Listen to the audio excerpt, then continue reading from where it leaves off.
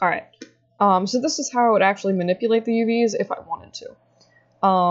Like if I wanted to, you know, cut this cube apart and stitch it back together differently kind of thing. And there's a few basic tools that you can use to do that. So you definitely want to open up your UV texture editor, which again, you can find up here in this little icon guy, or just go to Windows Modeling Editor's UV editor. So you'll notice if you right click in the UV editor, you won't see an object, or you won't see an option for like an object select mode. Instead, what you have is the UV shell, which is basically if you have an attached piece of UV, so UV is where like part of, you know, there's faces stitched together, it'll grab that as a single shell, and then you could move that around, rotate it, scale it like you would any other object, basically. So instead of, if you need to manipulate the UVs themselves, it's like you want to grab, say, this little point up here. Instead of selecting vertex, because it won't let you,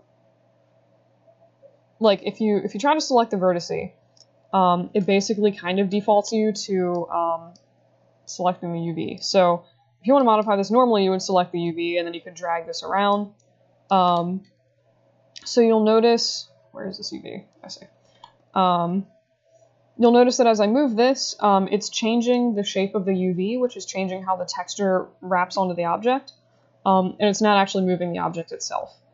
So normally, if you just like want to add like a little bit of a tweak to something, you would use the UV, and you could just go in and like manually tweak that if you needed or wanted to.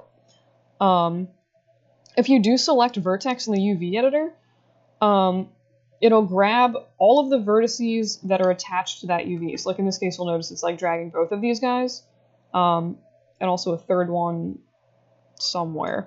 So you'll notice in this corner, this vertex is connected to 3 edges, so like 1, 2, 3 edges. So in this case, when you're looking at your UV plane, and you select that vertex, it's attached to these edges here and also these edges down here. So if you select vertex in your UV editor and you try to move it, it's going to move all of the UVs, because remember, we're in the UV editor, this isn't actually a vertex, it's the UV.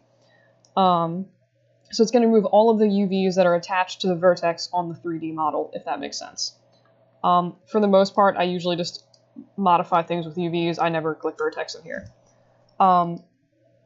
So you can select, and it's the same thing like if you select an edge, it'll modify the UVs for anything connected to this edge. So it's grabbing this top guy and this bottom guy, since they're both attached to the same edge. If I wanted to modify that separately, again, I would just select UVs and grab the UVs for that specific edge, and then I could move those accordingly. If I'm in my viewport and I select edge, like I grab this edge, I can just move that around and then modify the actual shape of the object. You'll notice that if I do that, it does not change the way the UVs, it doesn't change the shape of the UVs, but it does change the way that the texture is displayed again on your model. This is because if you're modifying the UVs, it's and not the shape of the object, it's basically doing more or less the same thing. So like it's taking a different section of texture and putting it on your object. This is basically changing the shape of the object itself, but not the UVs. So by making this face basically a different shape, and not changing the shape of the UVs to reflect that, it's gonna apply a different texture again, because it still has to like stretch this specified piece of your texture onto a different new shape. So anytime you modify the UVs or the shape of your object after UV, the texture is going to probably stretch a little bit and be displayed differently than it was previously, if that makes sense. Hopefully it does. So there's a few different ways that you can modify the UVs if you need to like alter them for your object or whatever. So I'll just show you the tools on a cube, and then I'll go more in depth into specific examples of how to use these later. So the most common things that I would do, if you select like an edge like this, and this is just right-clicking like you normally would. So right-click, find your edge you don't want, and then go down to this Cut and Sew menu and hit Cut. You'll notice that it changes the color of this. It's now green. And what that tells me, and you can see that there is an extra like little line, an extra white line showing me that it's been cut. It's no longer, these edges are no longer connected. So if I go in and I select UV shell, I can move this chunk of UVs separately from this one because I have basically chopped it off. So again, if I select edges, right click, go to Cut and Sew, cut. And again, you'll see that this changes, and I can now move this separately. Excuse me. All right. So, if you decide, oops, like I actually maybe didn't want to cut that off, or like I just wanted this piece, but I want to sew it back onto a different location of my UVs, you can do the same thing. So you can just select your edges that you want. You'll notice, if you select a cut edge, it'll select this edge down here and also highlight the edge that it's attached to, which is nice to see kind of a preview of where your things would end up attaching together.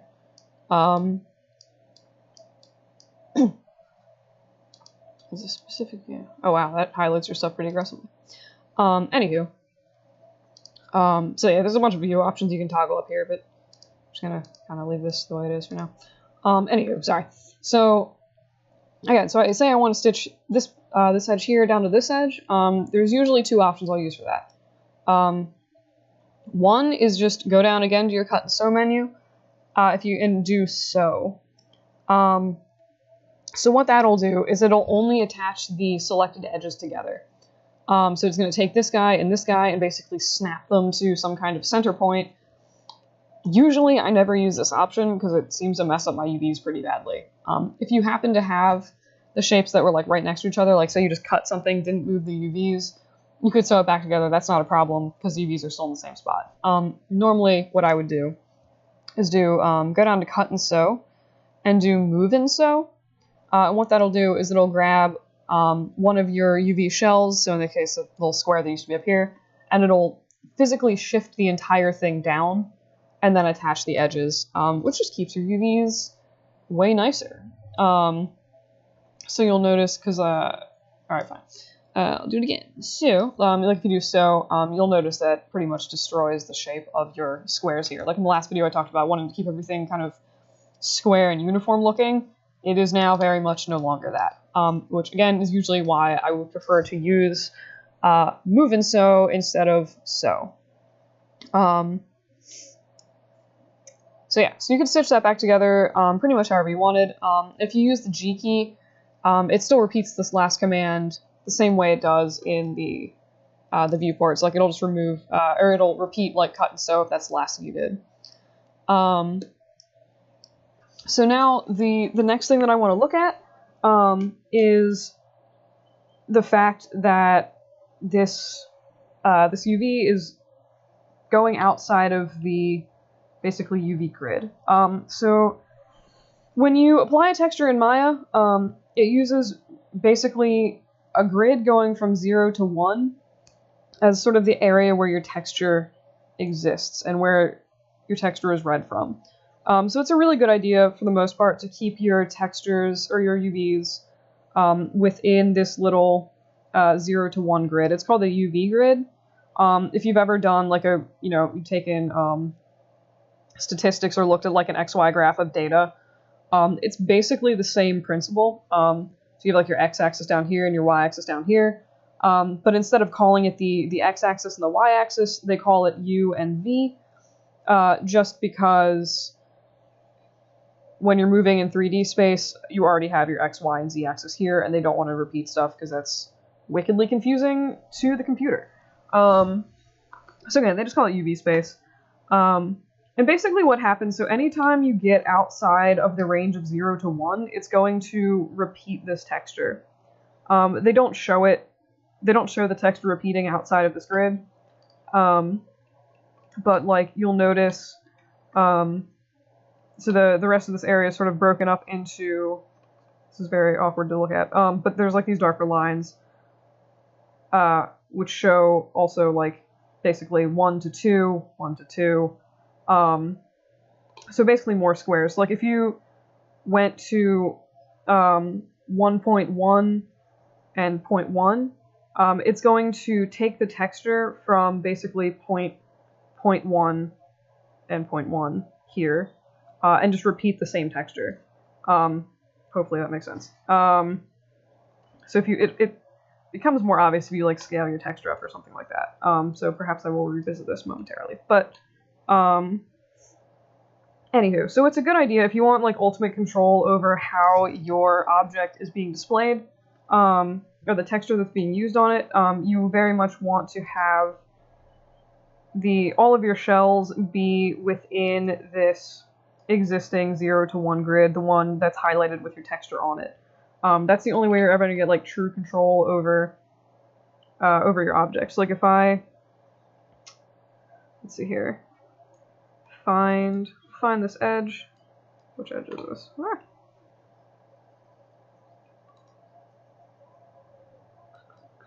Alright, so if we look at this edge here, or like these faces here, what I'm going to do is just drag this UV shell, and I will move it outside of this UV space. So what's going to happen is like that this edge over here, like this part of this face, is going to start turning like this orangey color, because it's repeating. And you can see, so like as soon as it moves out of the square, the texture starts wrapping around and displaying from the other side of your image.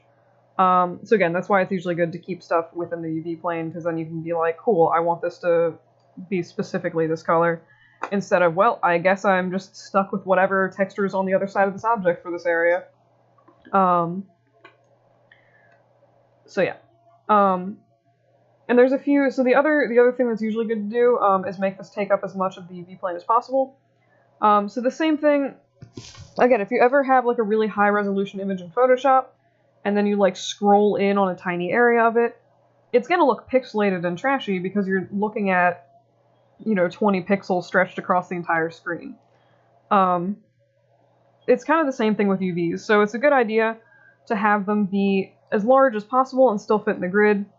Because if you do something like this where you make it like super teeny, you can see that the texture, even though it's just a grid, is still like pretty pixelated and gross. Like you can see all the pixels in the V. So the same basic principle applies there. So the larger I make this texture, basically the more pixels it has to stretch across the object, and the higher res your texture will look if you're actually using a nice, reasonable looking high res image. Maya does have a feature where you can sort of automatically lay out your different UV shells. So if you go to Modify and Layout, it should go through and just snap all of your pieces to theoretically the largest size and most efficient layout possible. Sometimes it does a very questionable job of this, but like right now, so you can see my UV shells now stretched pretty much as big as it can get on this grid. So like if I make it super teeny, and then again I'll just go to Modify Layout, it should snap it up and make it giant again, and it did. So that's most of the like sort of most basic tools that I use for modifying an object. Every once in a while I'll need to do something a little bit different. Assign this my UV checker texture. So I talked a little bit about in the last video about like how the sphere might have UVs that are kind of weird and awkward a little bit, where there's like a lot of stretching at the top. And then I did something where I like took the UVs and made them like super wiggly and weird. So I'll just grab the shell. For the sphere, I will go to Modify and Unfold. And what that does is it pretty much says it's Maya trying to find the most optimized design possible for your UVs. And depending on where they're cut, it's going to do a better or worse job of that. So in this case, in the center of this object, it looks pretty good. Like this is a pretty reasonable looking grid. If you get over to the end over here, you can see that the grid is like become super curved. Like the lines of this are really ridiculous. and it's, again, stretching towards the end here. So if you look at the UVs themselves, you'll notice, like, in the center here, where I said I had, like, my nicer faces, or my nicer looking texture, like, where it was more square, there's less distortion. The grids are pretty uniform. And then as you get out towards the seam on the back where things start stretching more,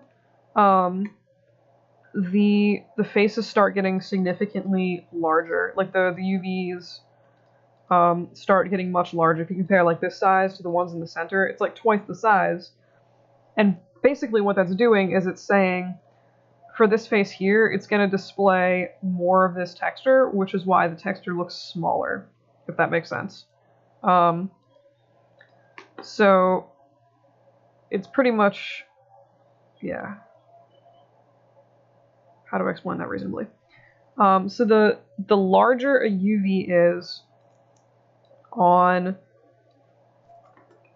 so the larger a UV is, the more texture it's going to use. So this basically the smaller the texture is going to look, if that makes sense. You'll notice the larger I make this, it's covering more squares or like more grid lines in the original grid texture. And that's basically taking all of these grid lines from this huge area and shoving it into this one tiny face. That's the same size as all the faces around it, but because this UV is so much larger, it's taking more of the texture and cramming it into a smaller area, so the grids look smaller, if that, hopefully that kind of makes sense. So in this case, if I wanted to try to maybe lay out the UVs for this so there's less stretching, I'm going to have to make a bunch of cuts in this. And a globe is actually a really extreme example because these do not UV terribly nicely. So basically the goal is I would like to add a few more cuts into some of these lines so that when I unfold this object, there's less stretching along the back here.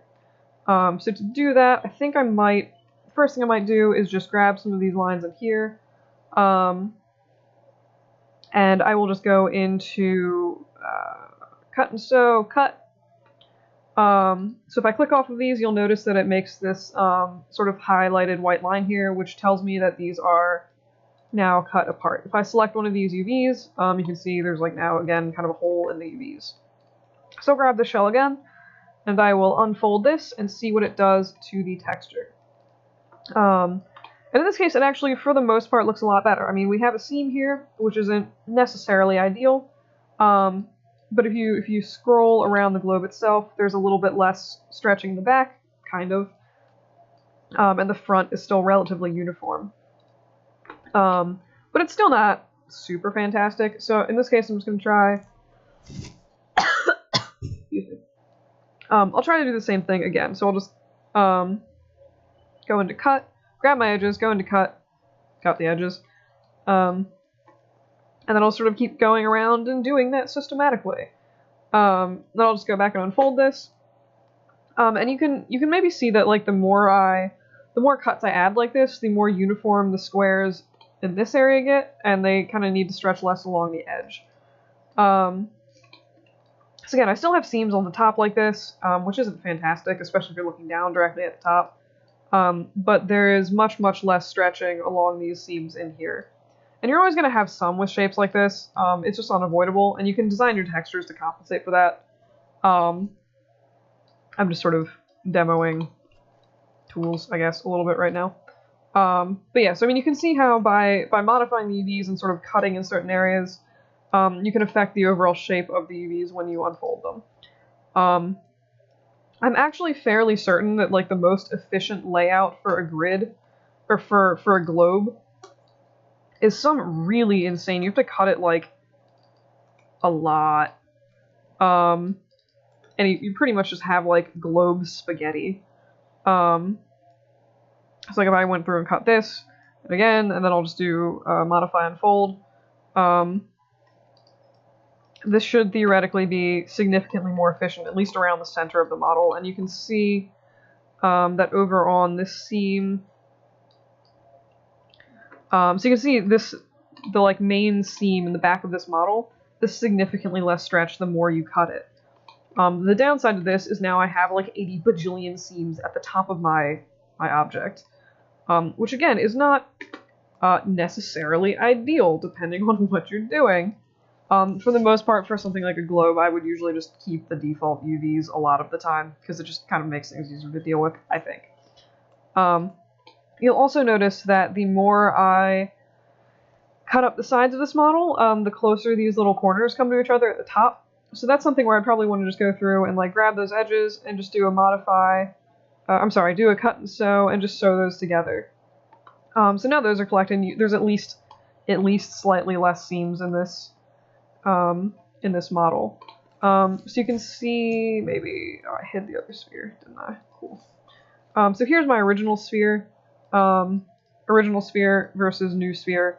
And you can see where, like, the seam in the back, how modifying that seam kind of changed, or like how cutting a bunch of pieces into the top of the object changes the seam along the back, just because of the way the computer has to force the seams apart, basically.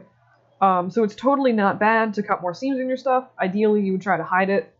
Like if you're doing a face, you would cut, along the back of the head, not straight down the center of the face kind of thing.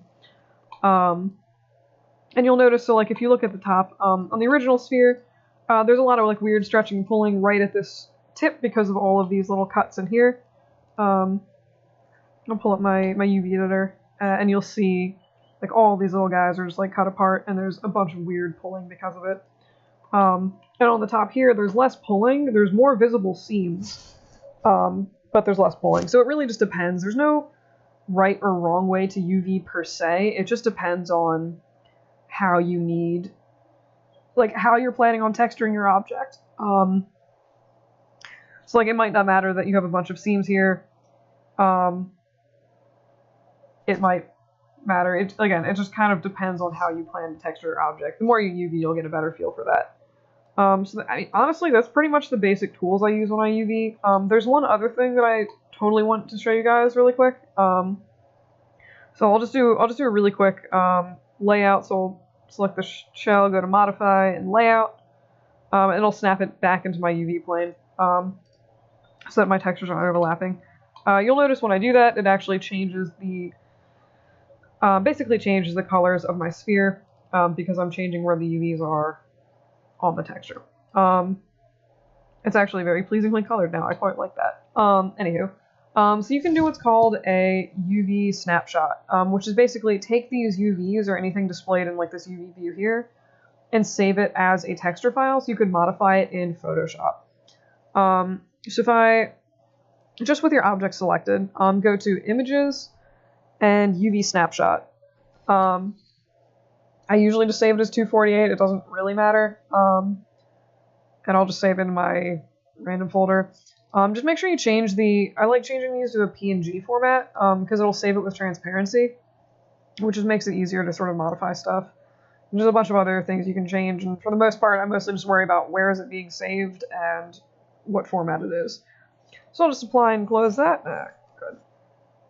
Oops. UV snapshot. Yeah, UVs. So I'll just save that randomly in my images folder. And you'll notice that.